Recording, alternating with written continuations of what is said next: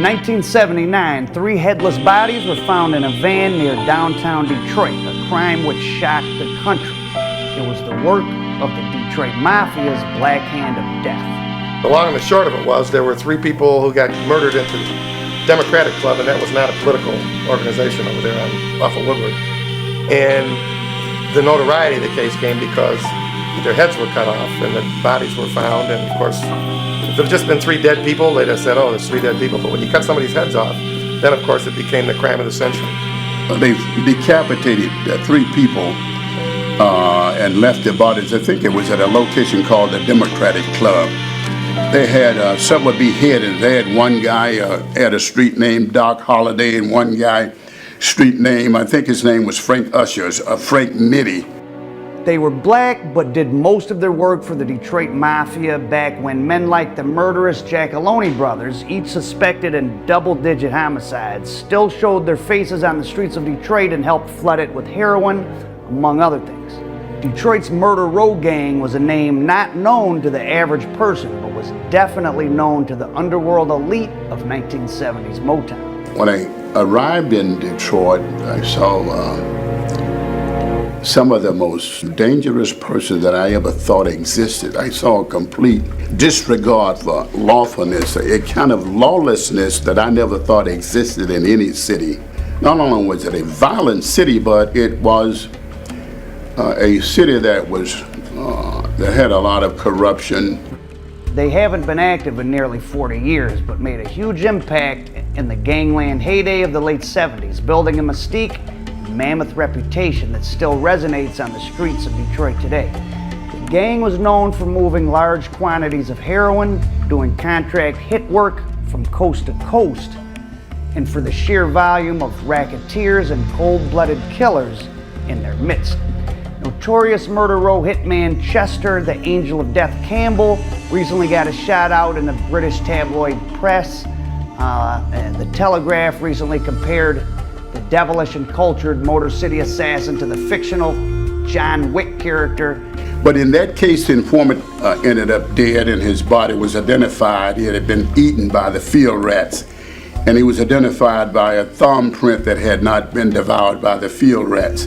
I suspected that Chester killed this person. Chester Campbell liked to frequent museums and operas when he wasn't tracking future murder victims.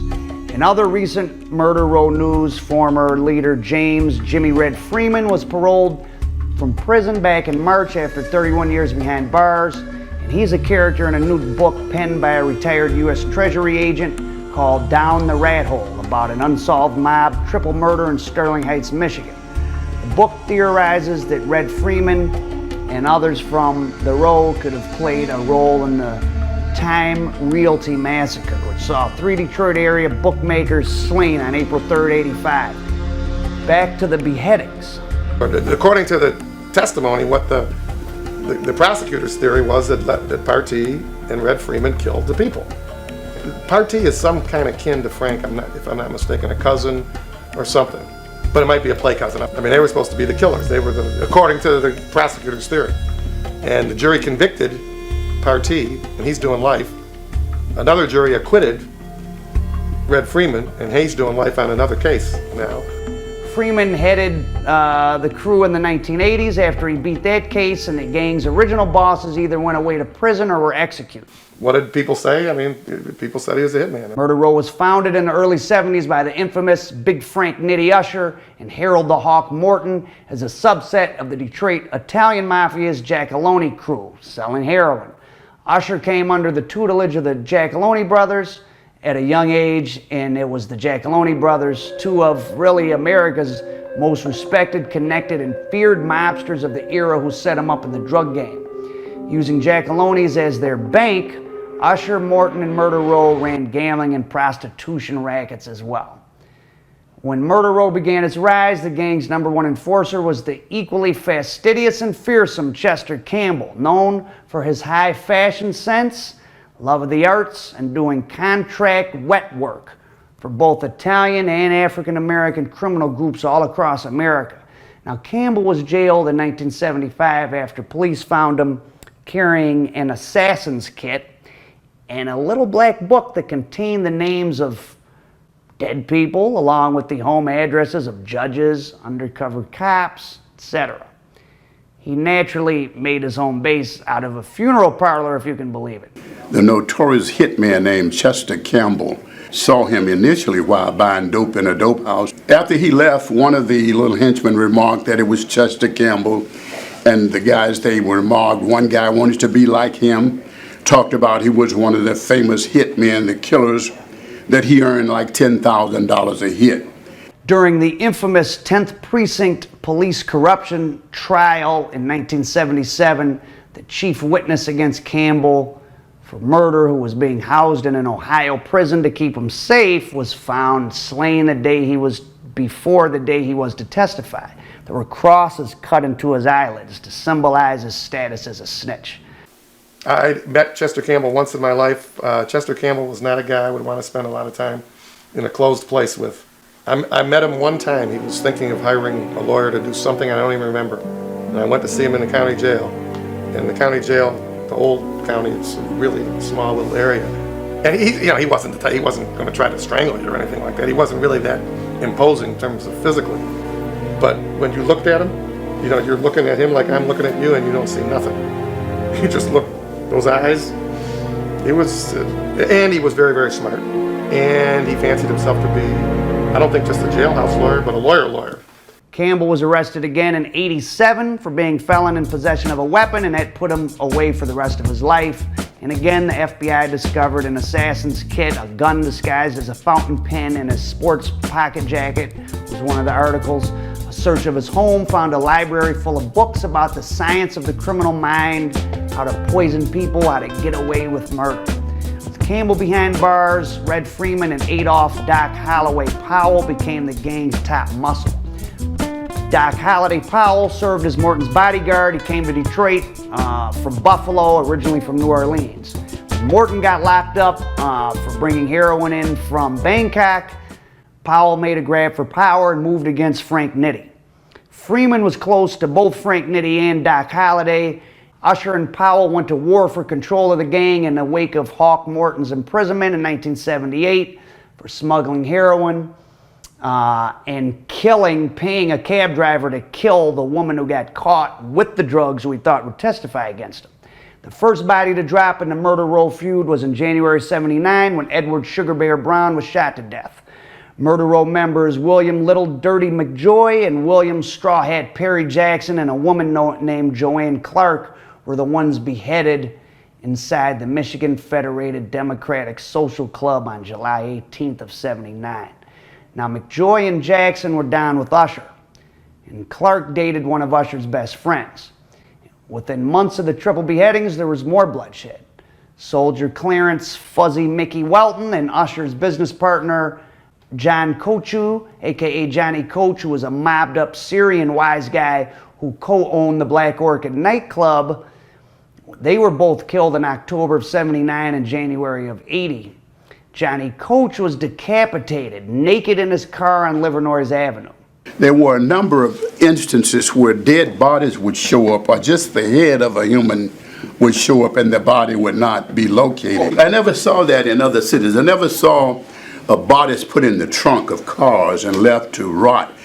Frank Usher was present at the triple beheading and was given a sentence of triple life no parole, and he served a little less than 10 years, but then his case was brought back, and in a very strange story, Usher was convicted as being an aider and abettor. Nobody claimed he shot the people, and he was basically there. They were all there. Well, let me not get ahead of myself. So he was convicted. He was doing a mandatory life sentence. His people came to me. I got a new trial based on, I can't even remember, I think it was a faulty jury instruction or something like that. At the time, he was also doing a fairly lengthy federal sentence for drugs because they had a conspiracy case there. So I got him a new trial, and we tried the case, and the evidence really was almost next to none. The case against Frank Usher was he was Frank Nitti. And if you're Frank Nitti, you're guilty. I think that the evidence showed that he was a target. I think it showed that somebody was trying to have him done, probably Doc Holliday, who's now dead. And that Frank, either by force of personality, quick talking, or luck. He got to the sideline rather than be one of the victims, and that's what I kind of think. But I think because he was Frank Usher, I forget Frank. Nobody ever called him Frank Usher other than in court. It was always Frank Nitti, Frank Nitti, Frank Nitti, because you got to remember in our day we all grew up watching The Untouchables on Thursday nights, 9:30, and Frank Nitti was everybody'd imitate those guys, and so Frank Nitti was the big thing. The judge found that Usher had not, in fact, participated in the killings, but he was supposed to be a victim, but talked the hitman into not killing him in exchange for helping dismember the bodies, and he was let out of prison with time served. So Usher, Powell, and Freeman, despite the fact that they were at odds with each other, were all charged together in the triple homicide, with Powell and Freeman being acquitted and Usher being found guilty. Adolph Doc Holliday Powell was eventually gunned down on Joy Road near Livernois at La Players Lounge in '83 while downing a shot of cognac and holding a $50 bill in his hand. Red Freeman went to jail in '88 on a gun case, and they kept him in for 30 years on a habitual offender status. They never really got him for a big crime, but habitual offender allows you to hold somebody forever, and that's what they did to Red Freeman, who was actually in prison all that time under a different name. Chester Campbell died of natural causes in prison in '01 at 71 years old. Frank Usher is one of the easiest clients I've ever dealt with. I'm still friendly with him to this day. He's been out many, many years. And I had a drink with him 3 months ago. He's a gentleman. If you didn't know he was Frank Nitti, if people didn't say, oh, Frank Nitti, and you saw him at a ball game or in a bar, he doesn't curse, he doesn't smoke, he drinks, but he was a very easy guy to deal with. During the mid-'70s, the Detroit Mafia, specifically the Giacalone brothers crew, had in effect a black wing called Murder Row.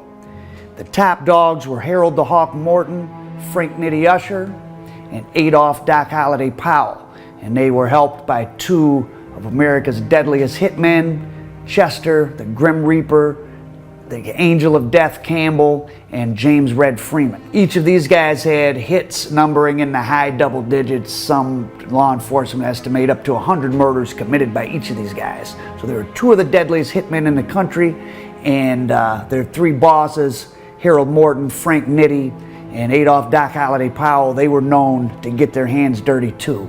So you had what was called Murder Row, because they were down to do what they had to do, and they were working with the Giacalone brothers, two guys who were some of the roughest mafioso in America of that era, and the two people that almost certainly orchestrated the kidnapping and death of Jimmy Hoffa. You can learn more about that in my documentary, Killing Jimmy Hoffa. Now, Frank Nitti, who had been Tony Giacalone's driver as a young man, had become the conduit of the Detroit Mafia family's heroin to the streets of Black Detroit. From the 1960s up until now, Detroit has the second highest rate of heroin addicts of any city in the country other than New York City. Now, if you only get your information from the newspapers, you would have thought that this heroin magically appeared in the hands of the black drug dealers. Growing up in Detroit in the 80s, of course, sensational stories about crime were flashed on the news, the newspapers, and it was almost always black faces, and you never heard about a Detroit Italian mafia. But the reality is they were behind the scenes. I wouldn't say pulling all the strings or controlling everything, but they certainly played a large hand in things. From the 1950s all the way through the 80s, a big portion of the heroin hitting the streets of Detroit was coming from the Italians. As an aside, in 1982, when the infamous YBI case was broken, there was a huge raid of Sylvester Seal Murray's posh Jeffersonian apartment on Detroit's riverfront, where several different big piles of money, $700,000 here, $500,000 there, were found in the apartment. And Sylvester Seal wouldn't say much about one particular pile of money other than that belongs to the Dagos, slang for Italians, and he wouldn't talk any more about it. Another brief aside on the Detroit Combination, which is the name of the Detroit Mafia family. Detroit's demographic makeup is a lot different than any other major city. The city proper has had the highest percentage of black population of any big city in the country for many decades, And there's also a large Middle Eastern population, in fact, the largest in the country. And some of them have been there for a very long time, and many of them are not Muslim. You have many Syrian Christians, you have many Iraqi Christians known as Chaldeans, and they are very hardworking, industrious people, but some of them got into organized crime, and some of them were the biggest money earners of the Detroit Mafia family and had more power than Italian-made members themselves. In fact, the Detroit Mafia was very unique in the power that non-Italians had. For example, there was Freddie the Saint Salem, who my father, he wasn't friends with, but my father was involved in some low-level gambling activities in the 60s, and he would be at these big games that Freddie the Saint was overseeing, where huge amounts of money would change hands in poker, dice, pool, and there were indictments, racketeering stuff just for those. And Freddie the Saint earned a lot of money. He was Syrian. He recently died, and it was weird. I was visiting the home of a former heroin kingpin, Black, and I asked him to get some pictures for one of my documentaries, and I said, "Oh, what'd you do this weekend?" And he said, "Oh, I was a pallbearer in Freddie the Saint's funeral." And I said, "Oh, you knew Freddie?" And he said, "Yeah, I told you I went broke from gambling. Who do you think can handle my bets?" So when you get up the food chain in the criminal underworld, it gets very small group of people. So if you're a black drug dealer who likes to bet $100,000 on the Super Bowl, only people that can take your bet is the mafia.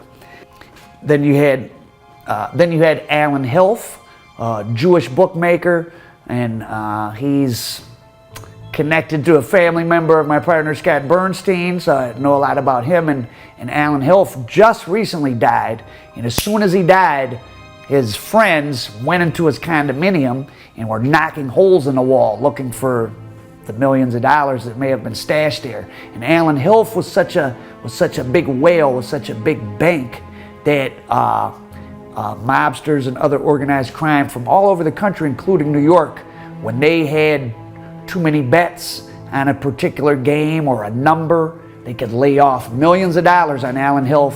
And Hilf, who went to prison several different times, was considered at one time one of the biggest gambling bank in the country. And now back to our murder row story. Then you have the Black Frank Nitti Usher, who had been Tony Giacalone's sort of protege driver when he was young. Now in the mafia, if you read about any mob family, being tapped as a driver or right-hand man or flunky when you're young of a powerful mobster is a ticket to success in the mob. Often people that become a boss or a capo were the driver for a boss or a capo when they were young. So for Tony Giacalone to have this young black guy, Frank Nitti, in that capacity for him really says a lot about the unique nature of the Detroit family and the high regard they held Frank Nitti Usher in. Detroit was and still is home to one of the nation's biggest street numbers rackets. Back in 1967, the Gotham Hotel, which is in Detroit's, or was in Detroit's old Paradise Valley neighborhood, which was an enclave of nightlife and black wealth in the segregation era. Well, by 1967, obviously segregation was over, and the Gotham Hotel had been taken over. This was a large, I think, 12-story hotel, had been a luxury hotel. It was taken over by the Detroit mob, and it was the center of operations for one of the country's biggest street numbers rackets. And I think in 1967, during this raid, they uncovered $250 million in betting slips. So you had guys in every room of the hotel taking numbers from runners. You had money being turned in, money being paid out, cops being paid off. So Murder Row not only was getting heroin from the Italians, they also would have been part of this this numbers racket, which has probably generated more money over more time, maybe even than the heroin. In the early 1980s, Billy Giacalone hit the front page of the Detroit paper for being in charge of yet another iteration of this huge numbers racket. And it was big news. They went to prison, and that case uncovered, billions of dollars in bets spread across several states, with Detroit as the nerve center. So while the faces on the nightly news and on the front page of the papers were usually black, the biggest criminals behind the scenes often were the mafia, who were living out in the suburbs and who weren't really appearing in the paper very much. Now, I had the interesting experience of a guy, Adam Rafalski, wherever you're at, shout out. He compiled, he must have devoted hundreds of hours to this. He compiled hundreds and hundreds of articles from Detroit newspapers stretching from the 40s up till recently, just about the Detroit mob. So we were able to look at them all in a row, and it was kind of eerie. There's these articles, mob murder, this and that. And suddenly, I think it was in the year 1985, there was a big spate, maybe 7, 8, 10 murders related to the mob, at least, that they knew about, that made the newspapers. And that was the year Tony Giacalone got out of prison, and they opened up the books.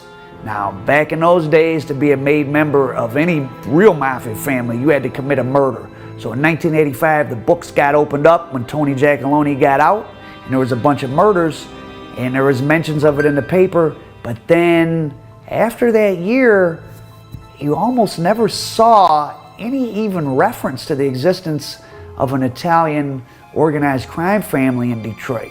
And I happen to know that the editor, I'm not going to say his name, of one of Detroit's major papers lived on the same block, Middlesex, in Grosse Pointe, Michigan, which is a suburb so elite with so much old money, it's to this day has a higher household income than Beverly Hills. And Grosse Pointe was so, I don't even know if racist is the word, it was so waspy. It was rich before the auto industry. When Henry Ford's son wanted to marry the daughter of some lumber barons or something, they were already living in Grosse Pointe, and the Ford family was looked down upon. And, forget blacks, there were no Catholics allowed in Grosse Pointe, no Jews, nothing. The first people to break the WASP barrier of living in Grosse Pointe were, guess who? The Detroit mob boss and the underboss. And, in the 80s, they were living on the same block as the editor of one of Detroit's biggest papers. And suddenly, all the stories about the mafia stopped. Only time they appeared in the paper was when there was an actual indictment. So I find that to be very interesting. So that's what real gangsters do. They control the media. And what's the religious saying? The biggest lie the devil ever told is that he doesn't exist. Case in point. Now, the Murder Row crew was founded around 1974 by Harold Morton, Doc Holliday Powell, and Frank Nitti Usher. Within a few years, they'd become the #1 drug dealing and numbers running racket and power in Detroit.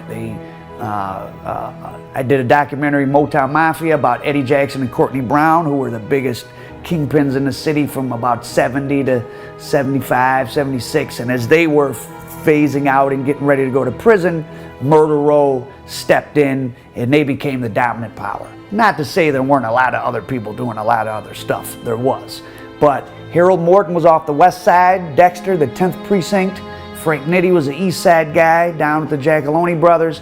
And Adolph Doc Holliday Powell was from New Orleans, and he ended up in Detroit. And the three of them kind of, had a three-headed monster. Now, Harold Morton had overseas, and now Harold Morton had heroin connections from Amsterdam and Bangkok, as well as in Los Angeles. So Frank Nitti wanted access to those to add to his Italian contacts, and Morton needed Usher's Italian contacts, because even big dealers don't always have stuff, or you gotta wait a week, or a load gets hit. So between Morton's contacts and Usher's contacts, they always had it. Now, Usher's mob-based source was important to Morton because they were more consistent. Morton had a ex-Detroiter who had moved out to LA as his main wholesaler, a guy named Bernard Butch Harris, who had started a record company called Soundtrack Records. Now, Butch Harris got killed by the DEA during a raid of his Beverly Hills mansion in 1974. Now here's a quote from an old-time guy, anonymous source for Scott Bernstein. They called those cats Murder Row because in addition to being hustlers and dope slangers, they were all straight killers from top to bottom. If you weren't willing to get down, which, I don't know, in Detroit, probably other places means murder, they wouldn't F with you. It was like a baseball team that they say has a murderer's row of batters. That's a reference to the New York Yankees back when they had Lou Gehrig and Babe Ruth. They were known as Murder's Row. It was like a baseball team they say has a murderer's row of batters, but in this case they were all cold-blooded killers. That's where the name came from. Now in part one I talked extensively about Chester Campbell Wheeler, a really bizarre, fascinating character himself, and we'll probably have a segment on him separately.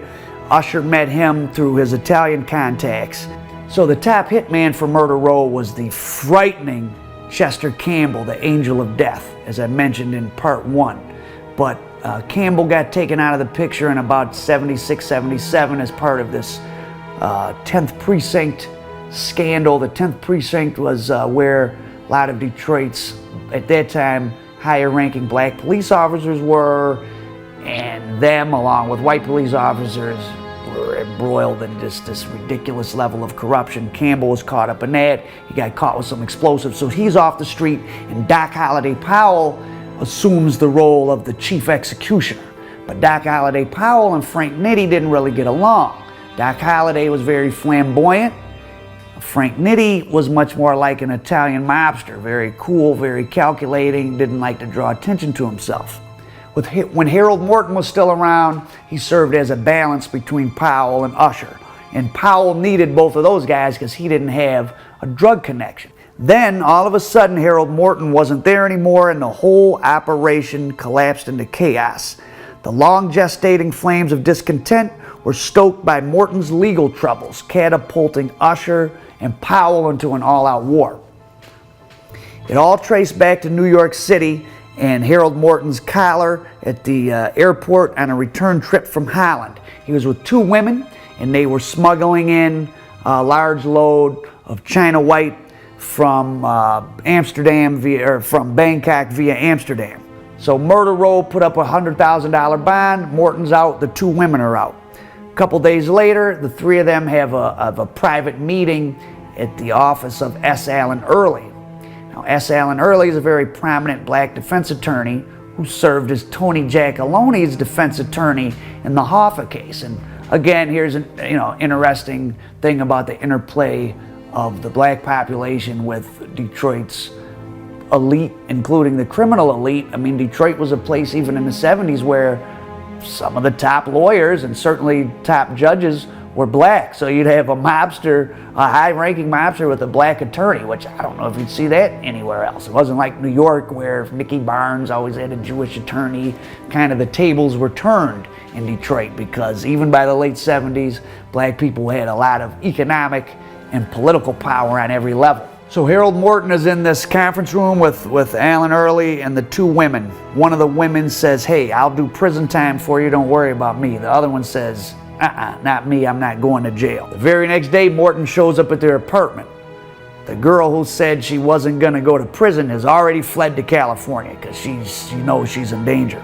There was a DEA informant who said that Harold Morton told him he found the girl in California. She was down in San Diego. And she requested Morton send her money so she could just continue hide out in California and not have to testify against him. But Morton didn't trust that.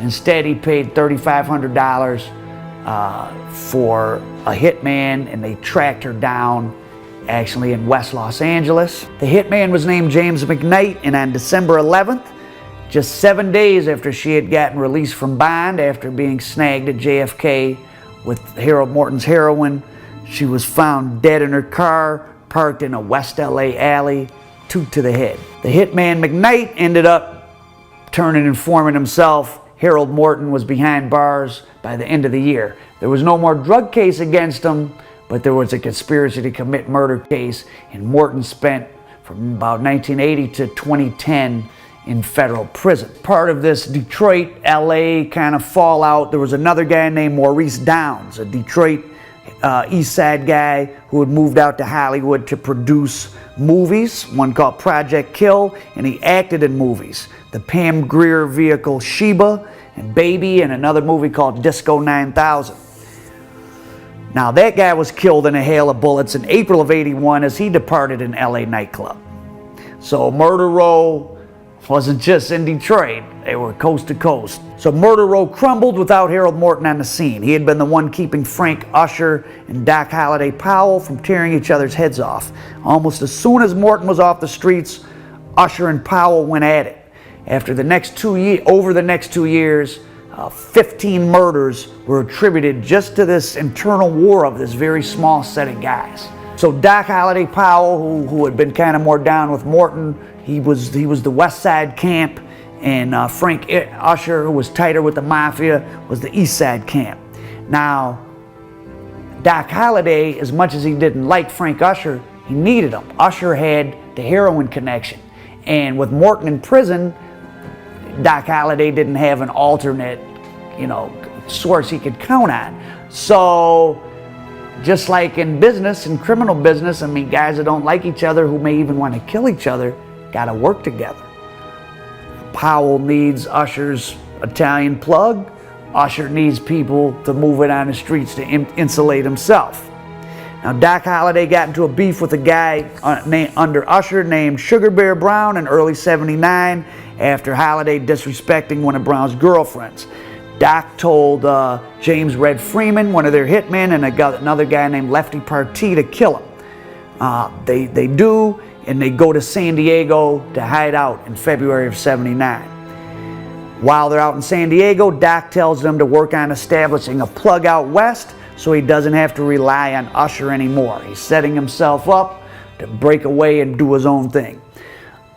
Frank Usher, on his hand, gives a guy named Cool Cat Elliott a murder contract on Doc Holliday, and Doc's right-hand man called Fuzzy Mickey that spring.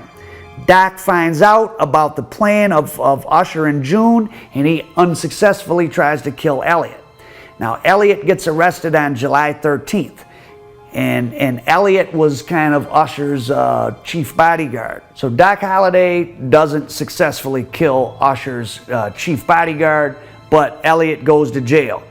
And Doc Holliday tells a guy named Mickey Welton to have Red Freeman and Lefty Partee come back from San Diego to hit Elliott's top 2 guys and Elliott's girlfriend.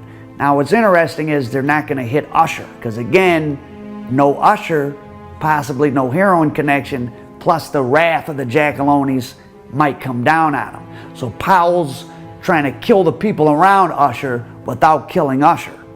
So it's interesting, like if you really have a plug who's loyal to you, you maybe can't be knocked off. So these 2 hitmen, Red Freeman and Lefty Partee, they get $800 sent to them in San Diego, and they come back to Detroit on the night of July 16th. Frank Usher threw a party at a club called Mr. Kelly's on the night of the 17th. Doc Holliday tells Red Freeman and Lefty Partee, who ostensibly are still, part of the crew with Usher, don't show up at the party because he doesn't want Usher to know that they're in town. The last battle in the Murder Row War was the July 18th, 1979 Michigan Federated Democratic Social Club massacre. 3 people beheaded. Usher Lieutenants William Dirty Dirt McJoy and William Straw Hat Jackson and McJoy's girlfriend Joanne Clark killed execution style. Heads and hands cut off. So how did it happen? On the afternoon of July 18th, Doc Holliday got to the Democratic Social Club, which was his headquarters, and him and Usher get into a shouting match. Holliday pulls a gun on Usher, and he takes Usher's gun. He has Usher call McJoy and Perry Jackson, Elliott's guy who was plotting to hit him with Doc, and tells them to bring Joanne Clark, Elliott's girlfriend. And Usher knows these people are going to be killed, but what's he going to do? McJoy gets there first, and when Jackson and Clark arrive, Doc has Mickey go get Red Freeman and Lefty, who was waiting across the street, to come in with guns blazing. They line up McJoy, Jackson, and Clark on the ground. Now, there was a doorman working at the club who had been down with the program all along. He was an old-time numbers runner, Forrest Alexander. He was 66 years old. And they did all of this in front of him. I mean, I guess that means they had done stuff like this in front of him before and thought he wouldn't talk. I don't know. The two men, Dirty Dirt McJoy and Straw Hat Jackson, begged for their lives, but the woman, Joanne Clark, cursed at them and said,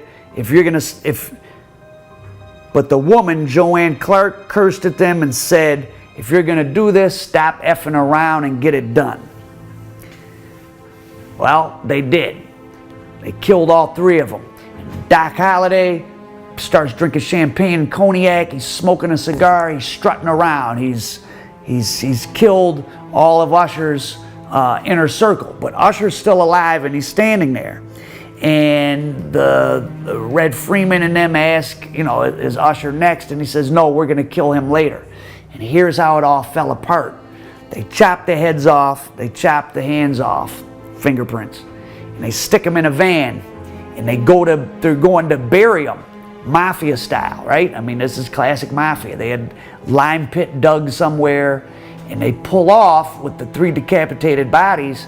And they get a few blocks away and they realize they forgot the digging tools. So they leave the van just for a few minutes and go back to get the digging tools, but the scene was so bloody, blood is seeping out of the van, and someone notices it.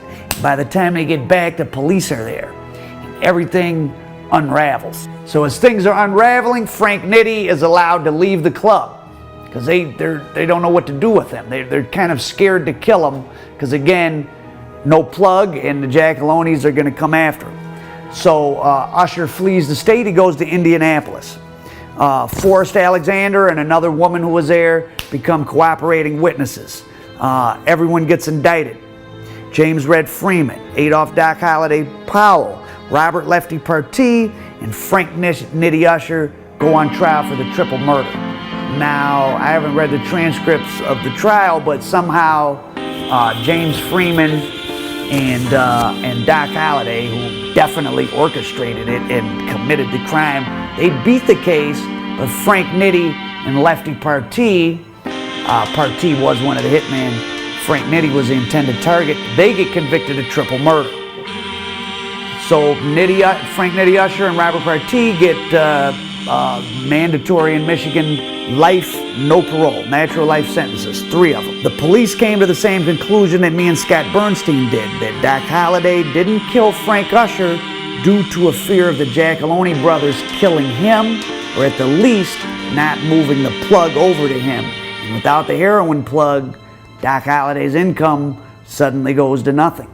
Without the Italians backing the numbers, Doc Holliday's income suddenly goes way, way down. So Frank Nitti Usher had those strong bonds with the Giacalones. That's a real plug, as they say. And the loyalty didn't stop there. Tony Giacalone was actually serving a prison term for extortion when Frank Nitti went away for triple murder. When Giacalone got out in the mid-'80s, rumor has it that he sent Jewish bookmaker Alan Hilf to a prominent attorney with a load of cash. And within a couple of years, Frank Nitti came back on retrial. He had his triple murder reversed and changed to accessory after the fact to murder, which is a 0 to 5 sentence in the state of Michigan, as I had to find out the hard way. Nitti's had to serve some time in federal prison for a drug case, and he was back in the free world by the early 90s. Needless to say, he never uttered a word about his Italian heroin plug, and the Detroit mob of that era, they didn't have any heroin cases, even though, for sure, they were part of the reason Detroit streets were so flooded with heroin. The Italian Mafia and the city's deadliest black gangsters, working together for decades without any betrayal, only in Detroit. Gangster Report, American Dope, reporting by Scott Bernstein.